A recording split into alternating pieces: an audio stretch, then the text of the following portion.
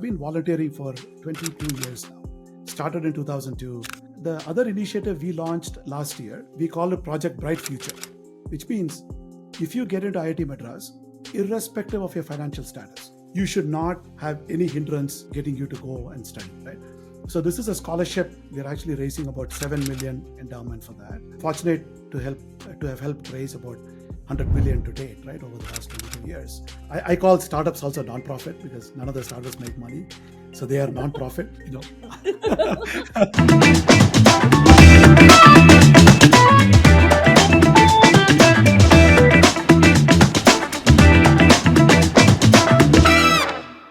Hello and welcome to another super duper fantastic episode of Pitch Cafe podcast because the person I'm interviewing today is super humorous.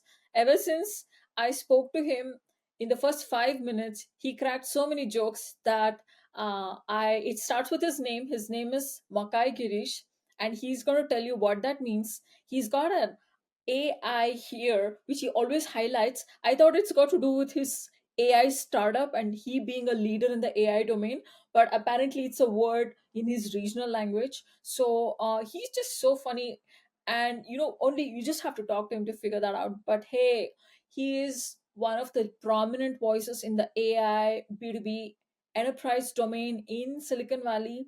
He has raised loads of funds for the IIT Madras Foundation, something like several $1 million. I would say, is it $100 million, Girish? Is that right? So yeah, yeah. yes, yes, that's a phenomenal amount. And he is, of course, part of IIT Madras Foundation, Wharton community. He's got a PhD in a technology domain. So we're talking with an extremely qualified and extremely accomplished person who is also business savvy. Lots of takeaways here for all you guys who are building startups in the AI domain and want to secure funding in Silicon Valley. So, Girish, what a pleasure and honor to have you on my show. The least thing I can introduce you is you're the CEO and founder of Rockfish Data, a startup name I find in every networking event where investors and founders have gathered to raise funds. It's a very popular startup. You're a popular CEO. So tell us, who is Girish? Who is what is Makai? Makai Girish.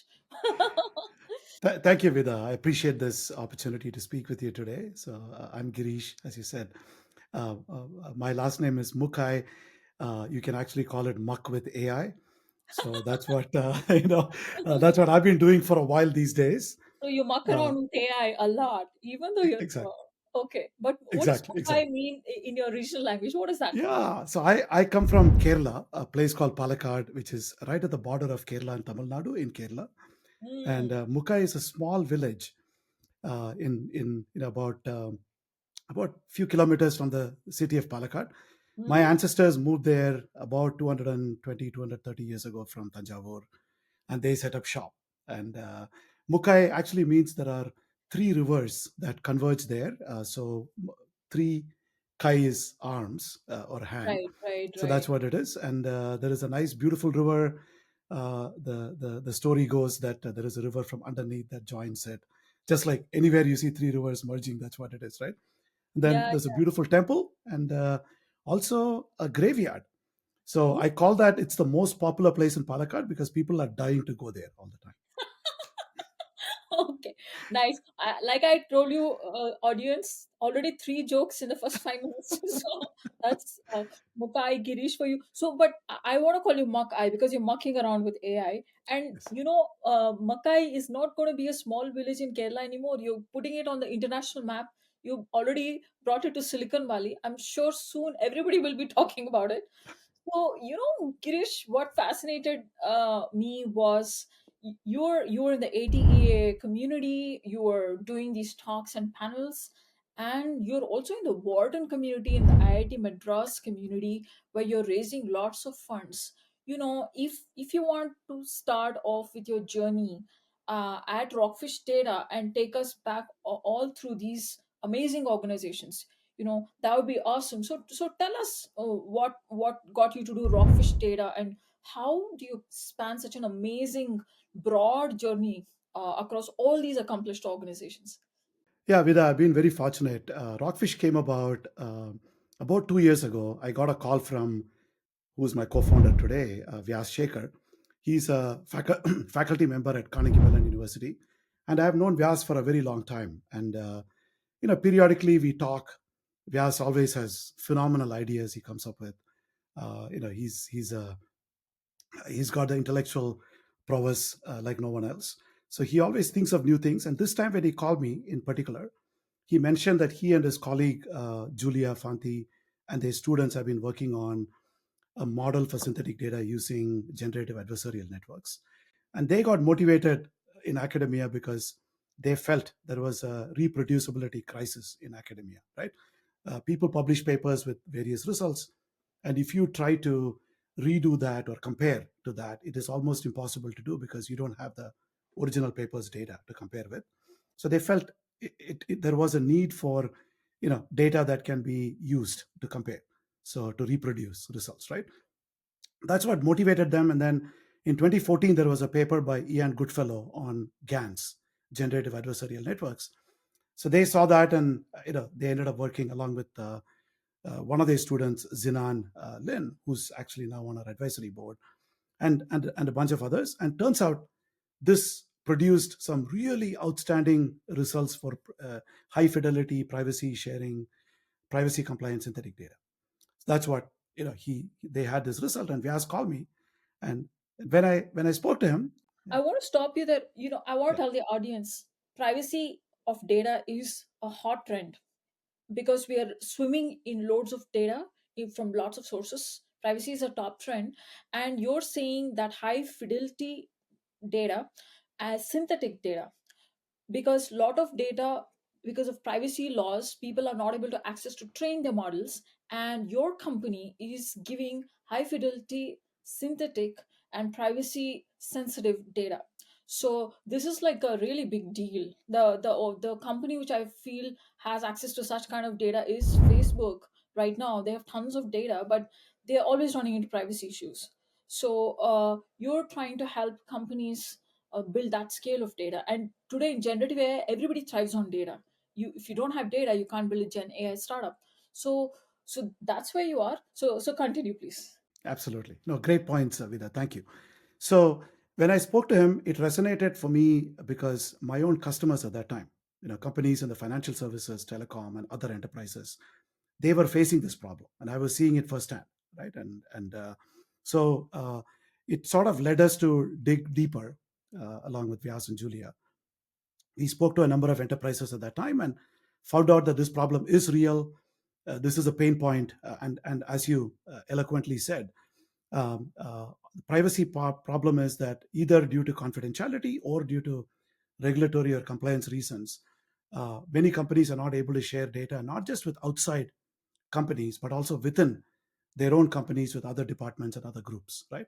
Number Yeah, two, you really need high quality data to either train machine learning models yeah, or to do other functions related to AI and analytics. yeah, So this was standing in the way, and people are struggling.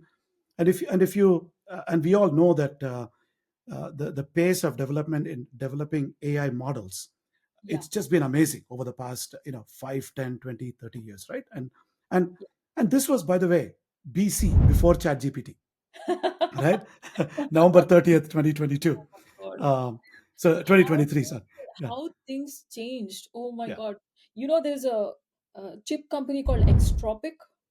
Just like Anthropic, there's a company called Extropic. Today it's in the news. Last week it was Figure AI. Before that it was Sora. And there was Mistral. I'm not able right, to, it's just shot up this exponential growth because of all the 10, 20 years of work that has happened. right. It's just unbelievable. Yeah, yeah, Absolutely. It's incredible, right? But all of these models, people have developed it, and most of them put these models in a paper and also open source it, right? Or Hugging Face implements a lot of these models as code that you can actually anybody can download. However, the biggest challenge is the right data that you need in order to make these models work well, right? If you want to use these models well, you need your data. And what we also find is toy data. That means data that you pick up from any of the sites. They are good to validate very basic functionality, but they're not good enough for an enterprise. If you're an enterprise, your data is very complex. when you look at the statistical properties, they can be as complex as you can think of. Yeah. So in order to use that type of data to make these models work well, you really need high quality, high fidelity, good quality data to augment what you have. That's where this approach, synthetic data, has come into play. Oh. So Mm-hmm. so soon after that, we realized there was a need, there was a pain point, and we also felt we have the right technology Mm. because of the work, underlying innovation and work done at Carnegie Mellon, which is, by the way, where AI originated, right? Yeah. Arguably. And Yeah. so we felt and then we also felt that we are the team that could actually go bring it to market. So at least the conviction for us that there was a need, there is a market, there are customers who are telling us we need this, and then we have the technology. So in a way, there's a nail and we have the hammer in order to do this. That's how we got started at that time. Wonderful. But Girish, you have such a strong track record in corporate as well. You have held amazing, big positions. So how do you all bring that into to your startup? How does that lead you? I know you've been in business strategy, you've been chief marketing officer, and some of the biggest labels are on your resume. So how does that all tie in? How did you bring that experience to this startup? Yeah, and I've been very fortunate, right? We all, I come from a small town in India, but I got the opportunity, to go to IIT Madras. I was the only guy actually that year when from the entire district of Palakkad who was very Wow. fortunate to get in. And then Wow. it brought me to the US more than 30 years ago. Mm. When you get opportunities like this, you learn a lot, Yeah. and we oftentimes, we don't realize when we are learning that experience comes to bear at a later time, when we Yeah. face either opportunities or challenges, right? Both ways, right? Yeah. And but more importantly, it's the people around us. I've just been fortunate to be surrounded by a lot of incredible people, and it's like osmosis. When you're with them, you learn Yeah. things, you pick up things, they tell you things, they make you improve. And I call it three things, right? One is the network, it's the people that you know. Number Yeah. two is a domain. Yeah. uh, you need to know about the domain. That I spent a lot of my early career in the telecom networking area, and cable, broadband, wireless, and all that. So you learn the domain at that time, and subsequently in AI. And then the third is a lot of the functional stuff, as you mentioned: marketing, business development, sales, engineering, product, all of that stuff. And more importantly, it's also a lot of luck. We oftentimes, when we succeed, we don't talk about luck, but I'm a strong believer that luck plays a big role for each and every one of us as we go along, and then we should be ready to take it as we get it. Nowadays kids are jumping into startups very early, but when they look at a profile like yours, you've had ample training in the corporate world to fine tune yourself to meet so many functional verticals, and also the technology, how it's used in scale, because enterprise is all about scale. So when you're building a product now, you're already prepped up to play the game of scale, and startup is a game of scale. So that's amazing. So I'm very curious. What are some of the exciting products you're building at Juniper? I'm sorry, in Rockfish Data, Rockfish. and what can you listeners expect out Yeah, of Rockfish absolutely, Data? Yeah. absolutely. So when we started, we had a very strong thesis that there was a need, and then ChatGPT came. So AD, after deliverance, we were busy building a team, and then we were building a product right at that time. um, Yeah. and we just started, just about when ChatGPT came along. And then, so with Vyas, Julia from CMU, and then Nathan Hogo, who leads our engineering and product here, we started small team. We had a few design partners, enterprise customers that were ready, willing, and able to roll up their sleeves and work with us as we were building the Wow. initial piece of it. So we were very fortunate to have that. So this, I mean, fast forward a year plus, and we now have a product. We call it Rockfish Data, synthetic data platform.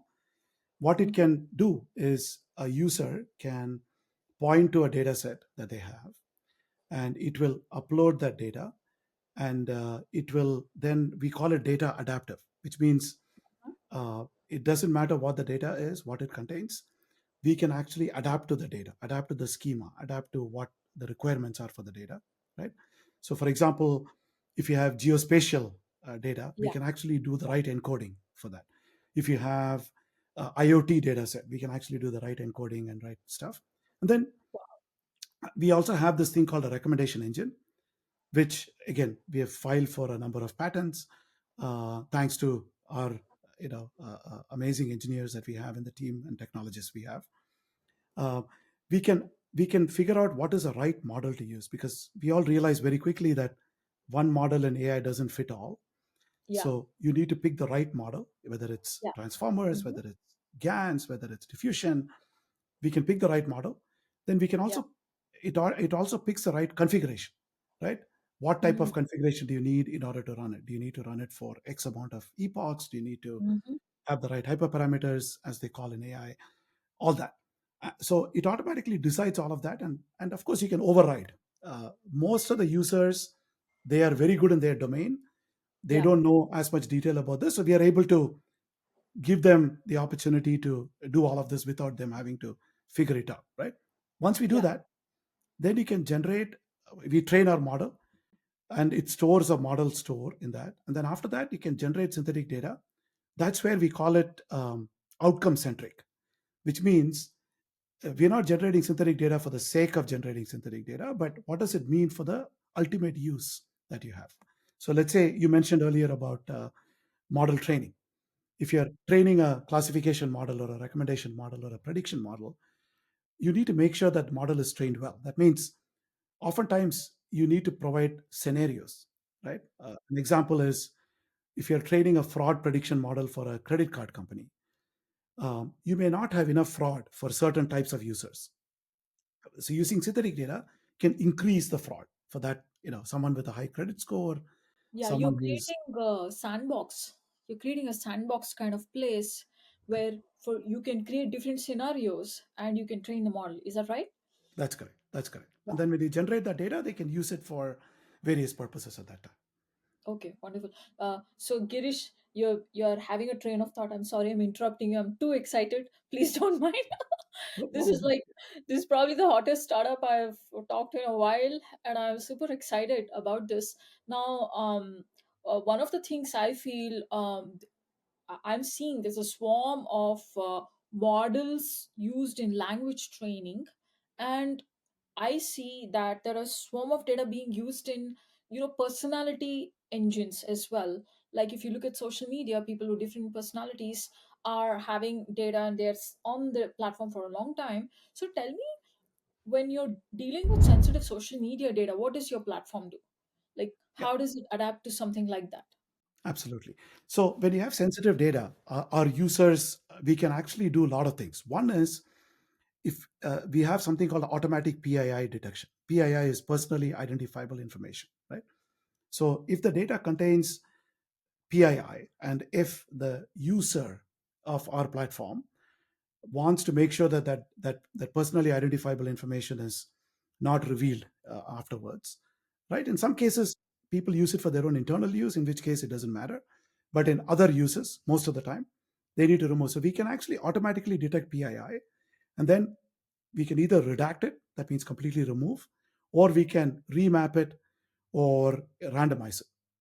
In the case of PII, you actually want to redact it for the most part. If you have social security number or a address of somebody, you want to just completely remove it. So that information after that, even before we use it to train our model, it's all gone, right?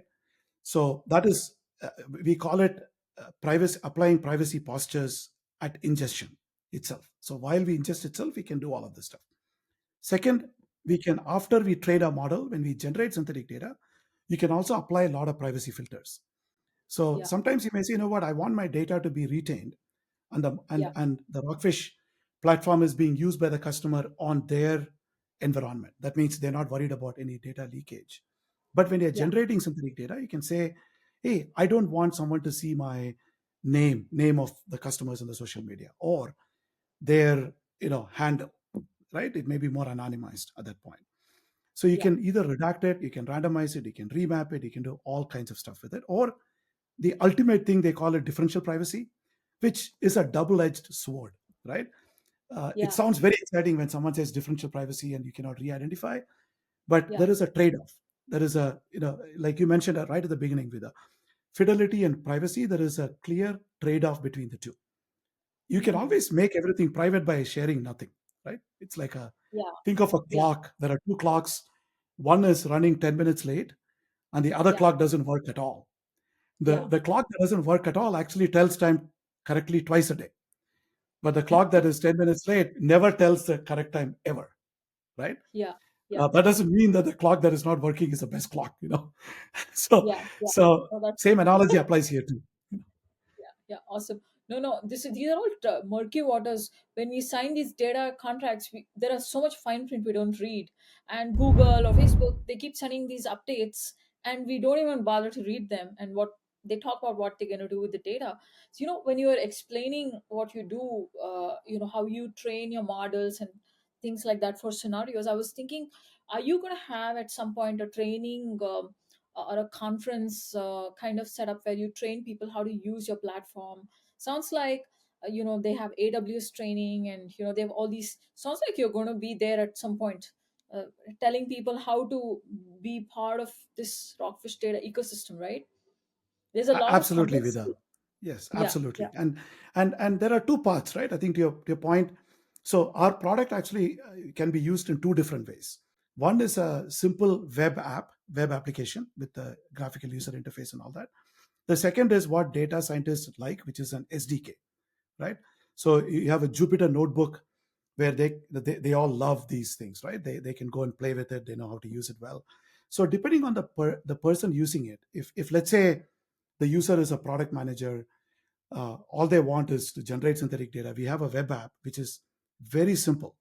You go there, once you sign in, you can actually say, I'm starting a new project, and then you can point to the data source, and we can ingest data from anywhere. It could be upload a CSV file or a JSON file, Parquet, or you can go to Databricks and fetch data. You can go to Snowflake and fetch data. You can go to an S3 bucket and fetch data, or Google Cloud Storage and fetch data. After that, it does everything. It'll actually format it. Recommendation engine will tell you, now you detected PII. Do you want to redact it? And then this is a model to use. And then you click, it'll train the model. And once it's trained, it'll actually, now you can go in and click and say, I want to generate synthetic data. You can either generate, the beauty of synthetic data is, let's say you trained it with 10,000 data points. You can generate 10 million, 10 billion, 50 trillion synthetic data points, which are of very similar statistical property, right? So you can just say the number, I need so many. And then you can also apply conditions, as you mentioned, right? Give me increase the fraud scenarios that you want to change. So you can specify if you want to, and then it will generate a synthetic data up and download it right back into wherever you need it. CSV file, go to Snowflake or Databricks, S3 bucket, whatever it may be. So for the people that are using it in the web app, it's very simple, very, almost any man, woman, and child can use it.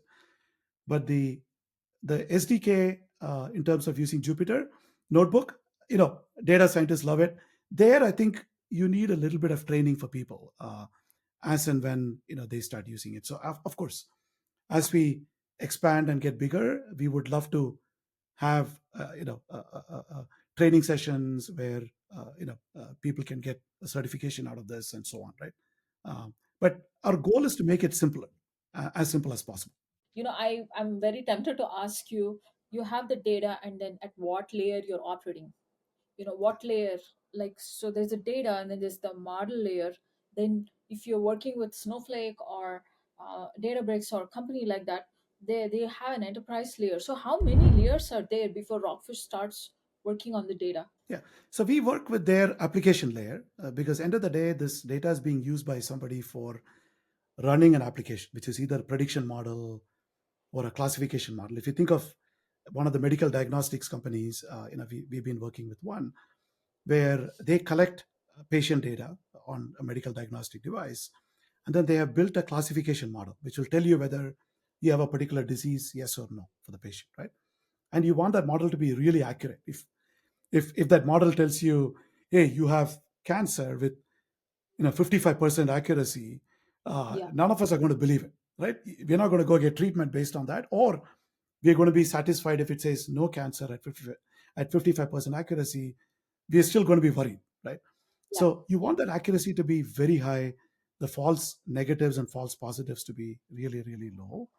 So for them, it's about using this data to make sure that their classification model works like a chart. So we are Yeah. operating at that level. Of course, their Yeah. classification model does work through all the layers you mentioned, right? They have Yeah. a model, which is a model layer. They have data that we provide that augments Mm, their data in the data layer. And then it all mm. runs on some sort of a semiconductor chip compute, right? Whether it's Yeah. NVIDIA GPU or AMD GPU or elsewhere as well. Wonderful. Awesome. Sounds like a great hot startup to be part of. Now that you have spent so many months, maybe years on this project, tell us what you can tell the or you can guide the first time AI entrepreneur. What are some of the things they can do to build a good AI startup? I'm sure there are best practices, hygiene practices. There are some warnings they need to look out for, since Gen AI and AI seem to be where people are flocking around. What are some of the tips to keep them grounded? Absolutely. Have don't do this yourself, right? If you want to start something, always have a few other people with you, especially with non-overlapping skills as much as possible, right? So if you're a business person, have a technology person, an engineering person. If you're an engineering person, have a product person and a business person with you, and so on, right? So that and many startups I've seen where a person thinks I'm smart, I can do this all by myself. It's usually very hard, right? We all realize, and I've learned in my life that it's the people you surround yourself with that are working with you, that have stake in it with you, that make it. So that's one. Second is, look for a problem that it's a real problem, right? Don't solve because a technology does something, but rather you're solving a problem for somebody, and that problem is big enough, and then there is a lot of need, and so on. And then the third is, do you have the right technology that you can bring together? I mean, the beauty today with Gen AI, as you mentioned, is a lot of tools are available, right? If you look at Llama open source, you can actually use a lot of the foundation models. You don't need to build it. So leverage what you can out there rather than building everything yourself, especially at the beginning. At a later time, if you feel those models or those technologies are not good enough, you can always do things yourself. But initially, to build a prototype, to build a demo, to build a initial concept idea, it's easy to use something that is out there to help you. But of course, you have to have your own technology stack. And then the fourth, I would say, is, in my opinion, just patching up things together is not good enough today, Yes, because I agree. the number Yeah. one thing everyone asks you is, how are you different? And as you see, Vida, there are so many companies in the Gen AI field, right? Yeah. It's about differentiating yourself and you being the highly wanted and highly differentiated company is very important. So Yeah. not to just patch things together, but have something that you can bring uniquely, right? And Yeah, I and the can't fifth is emphasize most on this. This is probably the most important thing missing on decks today. As you go through a lot of pitch decks, and I sit with investors a lot, this is really very important. What you just mentioned, they're not able to differentiate themselves enough. Yeah, and yeah, the fifth one. Yeah. Mm-hmm. the fifth one is, of course, a business model. I know as we do startups, it takes us a while to figure out the right business model, but I think having a straw man, here is how I'm going to make money, right, with the company. Here Yeah. is what I think it is. Here is the value that I'm bringing. I think Yeah. thinking through and having a little bit of that initial idea there helps a lot. And finally, it's all about feedback. Yeah. Like you talk to a lot of people with on a very regular basis, so you have a phenomenal perspective. But as an entrepreneur, I think getting that early feedback, Yeah. does it pass the smell test of an enterprise? Does it pass the smell Yeah. test of an investor? So Yeah. getting that feedback, don't build anything in isolation sitting in a cave, right? Correct. uh, Correct. so Absolutely. so And just being out there and getting feedback is great, important. yeah, yeah. And also, you missed very important thing. The founder or the founding team has to be cheerful and always in the right spirit, like you are. Whenever I meet you, you're always there's always a joke on your you're about to deliver. Absolutely. You're always cheerful no matter what. So it's very important to keep your chin up. So wonderful, Absolutely. awesome. Absolutely. So Girish, on that note, I want to ask you: you're doing amazing work at IIT Madras startups. What's it like? What kind of startups are you helping fund? What is your fund all about? And how can founders who are in IIT Madras, IITs, or non-IITs, how can they leverage that foundation? Yeah. Yeah, absolutely. So I've been fortunate to, I call startups also non-profit because none of the startups make money. So they are non-profit, Very well said. Very well said. Yeah. Right. So my life has revolved around so-called non-profits for a long time. But jokes aside, Yeah. real non-profit organizations, I've been volunteering for 22 years now. Started in 2002, and initially about 10 plus years with Shakara Eye Foundation, which most of the Indian Wow. American community knows, right? So Yeah. when I joined as a volunteer, we had one hospital in Coimbatore. Now Shakara has grown to be the largest community eye care institution in the world, right? So I Yeah. helped, as a volunteer, To scale fundraise, that. as part of the Yeah. board. We just did everything under the sun, experimented with everything under the sun.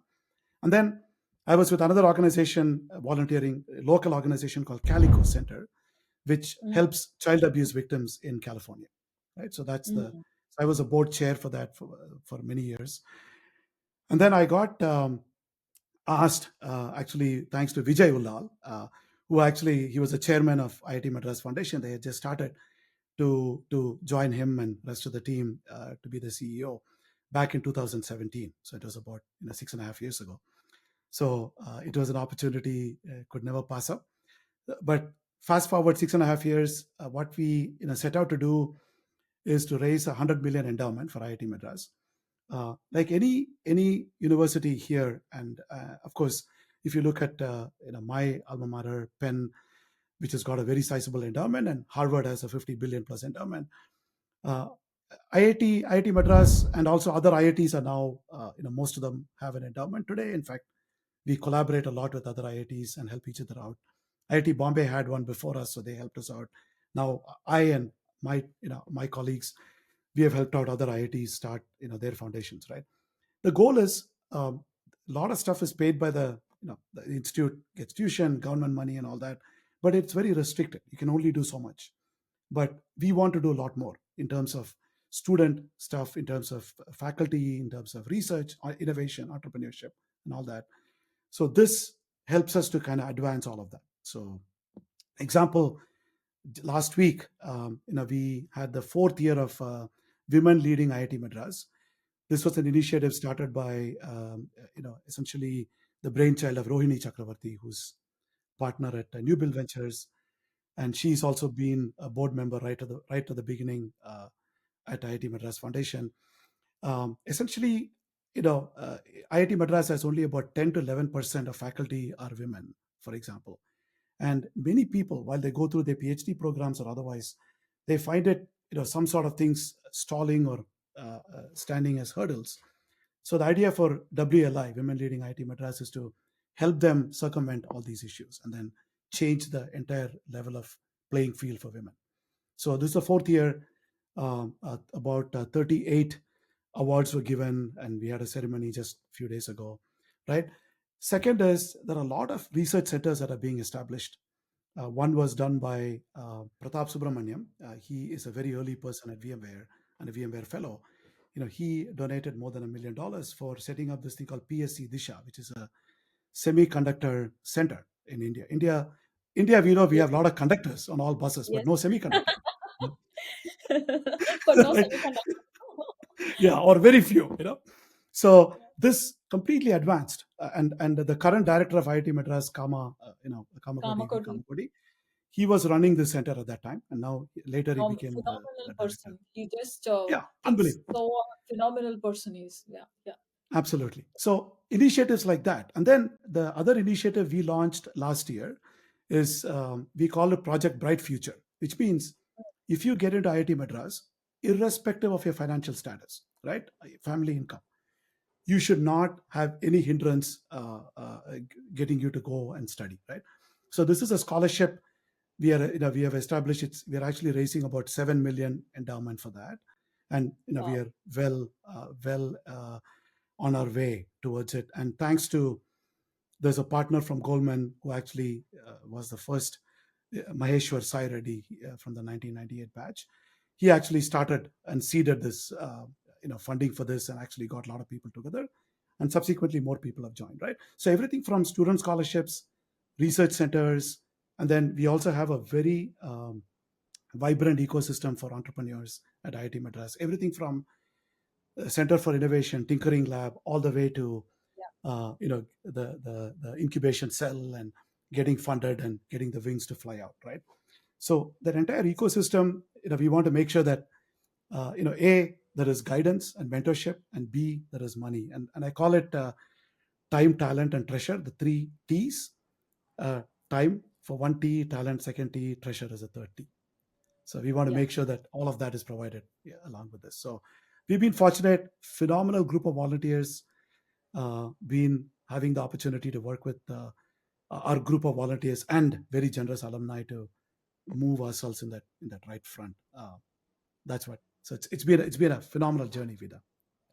Yeah, yeah, I know. I mean, I think working on semiconductors, I mean, of what I saw is this is the time where you invest in the shovel, where you're shoveling gold in the gold rush. So semiconductor is the chip where all this AI magic is happening, and people like you with the endowments and with the director Kamakoti's vision, you're putting your money in the right place, and also students, yeah, uninterrupted education for them.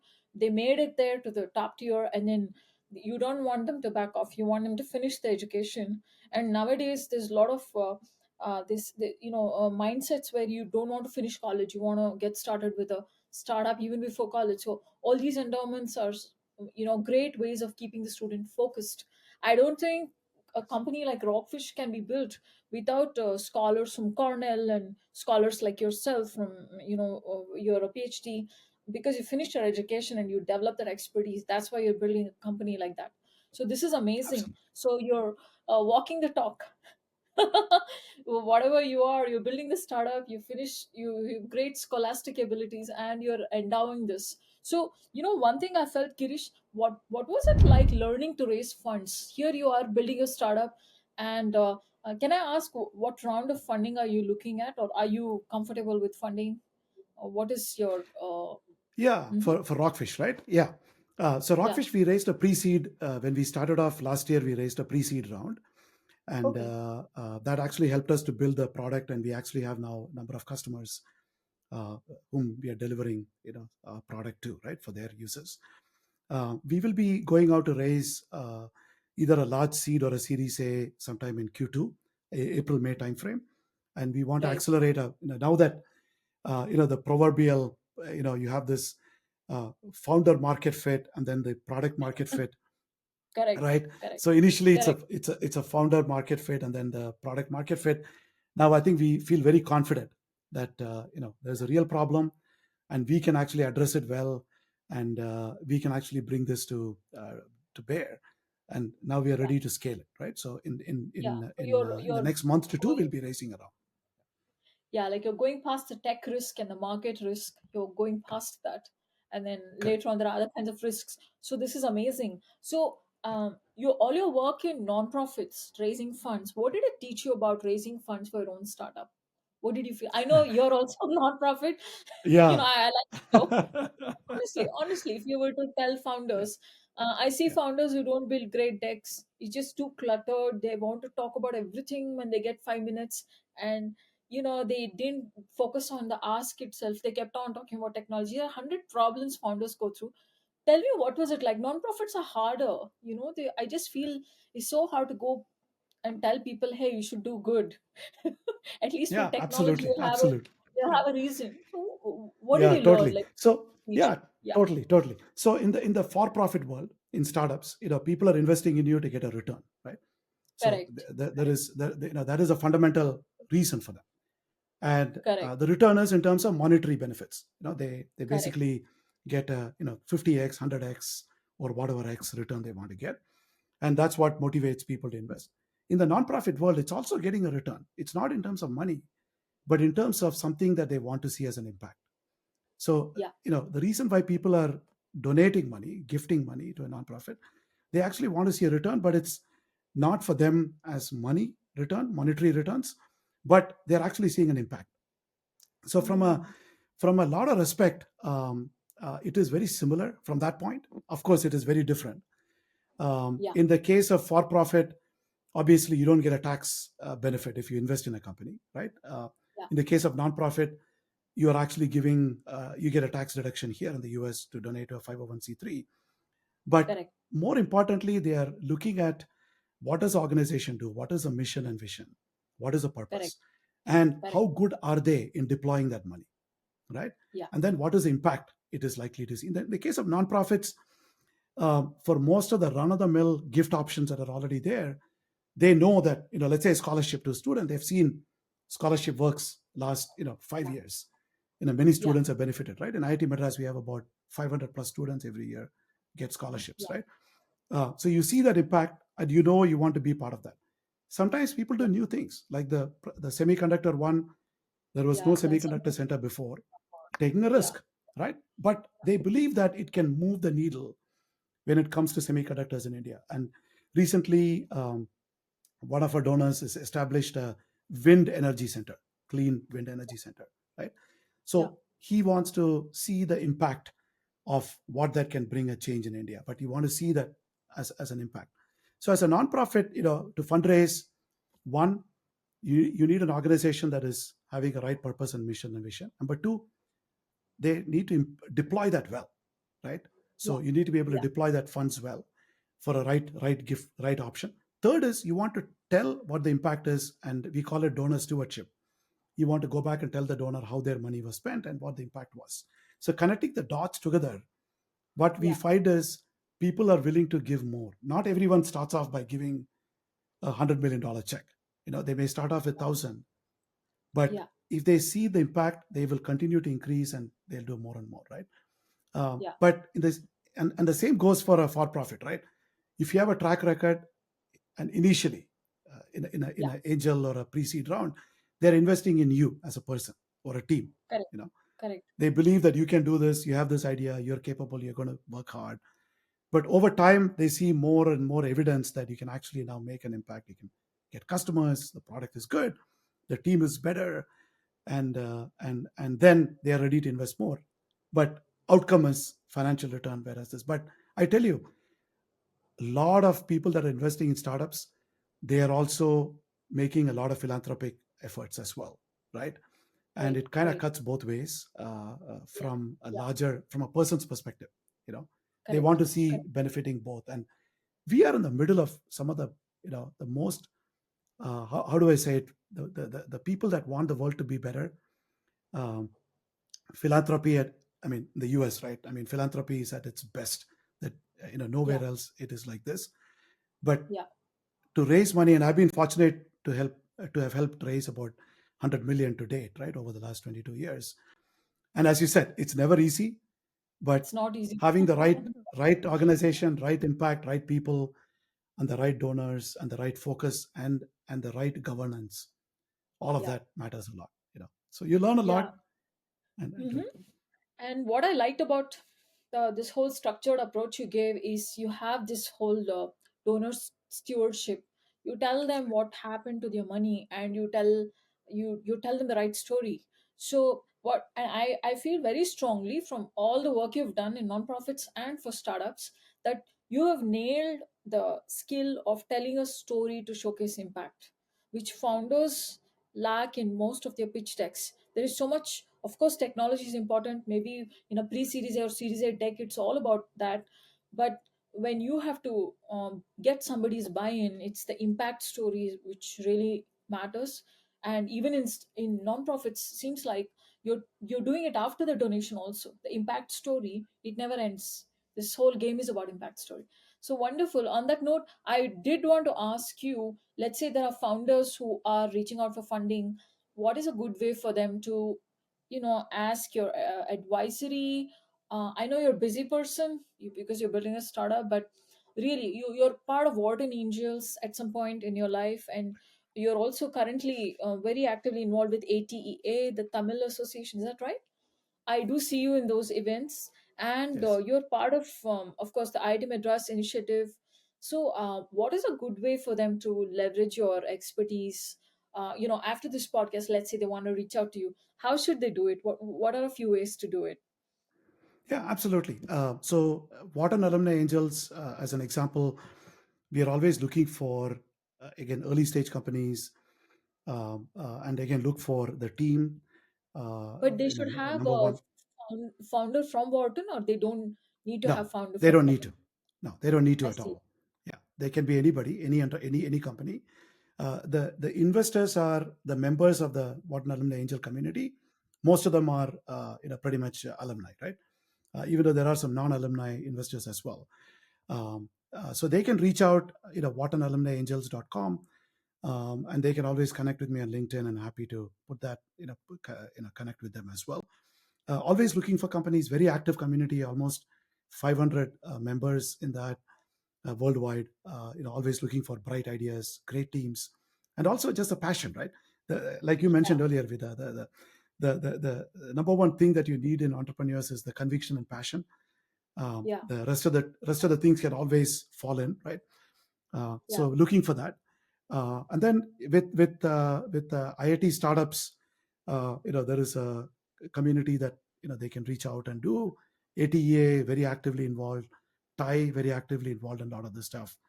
And in general, somebody seeking funding, it's about reaching out to the right network, right? What Correct, correct. resonates, is a thesis attractive? Lot of accelerators that are out there. If it's relevant to you, relevant to the founders, they can go there. But happy to connect people with the right And what's right the groups as well. bandwidth like? Seems like you're focusing a lot on your startup, and I don't blame it. Yes, Startup founder is excused for a lot of things because they're yes, neck deep yes. in something so big. They're building a baby basically, or they're raising a child. So I see you invested in a lot of companies, or at least advisory. In Wharton, are you still actively advising and investing, or is something you put on a hold? Yeah, and I still do, but I'm not taking on new ones.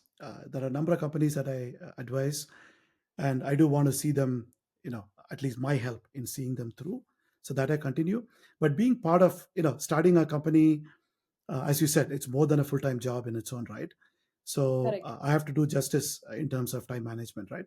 So unless Yeah. something is very strategically involved with us, Yeah. in our journey, aligned with it, not sort of doing additional new things at this point, but always happy to connect them with others who may be relevant and who have the bandwidth, right, at this point. Wonderful. On that note, very reluctantly, I have to end this podcast. There is so much to learn from you. I've only scratched the surface, and very rarely we meet people like you. Thank you so much, Girish, MuckAI Girish, for gracing Pitch Cafe podcast. And any last thoughts for listeners? Just to set the tone. Yeah, Yeah, Vida, I mean, it's amazing, right? I mean, you bring a tremendous experience here, and passion in this area. One thought I have for everybody is, there is never a better time to start a company in AI. correct. I think it almost looks like next 5, 10, 20, 30 years, this is going to be dominating our lives. And Yeah, it's just super exciting times in terms of doing things right now. and yeah, and we don't nobody wants to miss out, right? You don't want to look yeah, back 30 yeah, years from now and say, hey, I wish I had done this. So we yeah. live in at every area, everything from healthcare all the way to social media and everything in between. We are living in times that are unprecedented at this point. So Correct, correct. I Yeah, hope to see more and more people doing this and making the world better for all of us. wonderful. On that high note, thank you so much for joining us for Pitch Cafe podcast, Girish, and we'd love to have you back. Thank you so much. Thank you so much, Vida. Appreciate the opportunity, and have a great one. Awesome.